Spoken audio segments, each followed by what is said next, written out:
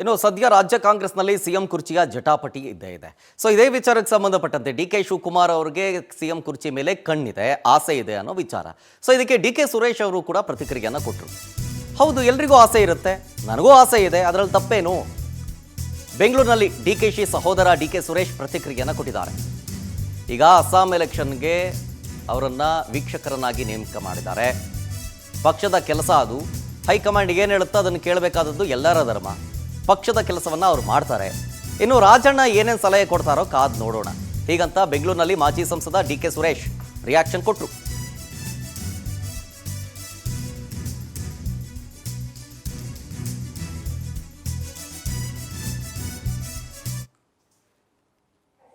ಎಲ್ರಿಗೂ ಆಸೆ ಇದೆ, ನನಗೂ ಆಸೆ ಇದೆಯಪ್ಪ.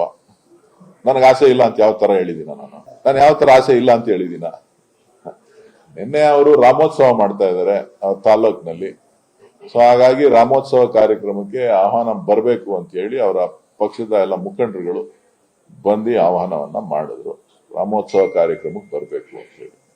ಇವತ್ತು ಕುಣಗದ ಉತ್ಸವ ಇದೆ, ಪ್ರತಿಭಾ ಪುರಸ್ಕಾರ ಇದೆ, ಅಲ್ಲಿ ಹೋಗ್ತಾ ಇದ್ದೀನಿ. ಬನ್ನಿ ನೀವು ಗಳಿಗೆ ಮುಹೂರ್ತ ಫಿಕ್ಸ್ ಮಾಡಿದ್ರೆ ಸರಿ ಹೋಗುತ್ತೆ. ನೀವು ಇನ್ನ ಫಿಕ್ಸ್ ಮಾಡಿಲ್ವಲ್ಲ? ಶುಭಗಳಿಗೆ ಶುಭ ಲಗ್ನ ಎಲ್ಲ ನೀವು ಫಿಕ್ಸ್ ಮಾಡಿದ್ರೆ ನಡೆಯುತ್ತೆ. ನೀವು ಫಿಕ್ಸ್ ಮಾಡಿದಾಗ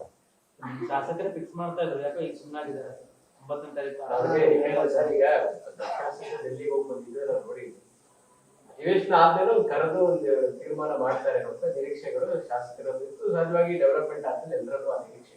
ಇಲ್ಲಿಯ ತನಕ ಹೈಕಮಾಂಡ್ ಆ ತರದ ನಿರ್ಧಾರ ಹೋಗದೇ ಇರೋದು. ಹೈಕಮಾಂಡ್ ಇನ್ನೂ ಈ ವಿಚಾರಕ್ಕೆ ನೀವು ಮುಹೂರ್ತ ಫಿಕ್ಸ್ ಮಾಡಿ, ತೆಗೆದುಕೊಳ್ಳೋದಕ್ಕೆ ರೆಡಿ ಇಲ್ವಾ? ನೀವು ಮುಹೂರ್ತ ಫಿಕ್ಸ್ ಮಾಡೋದನ್ನ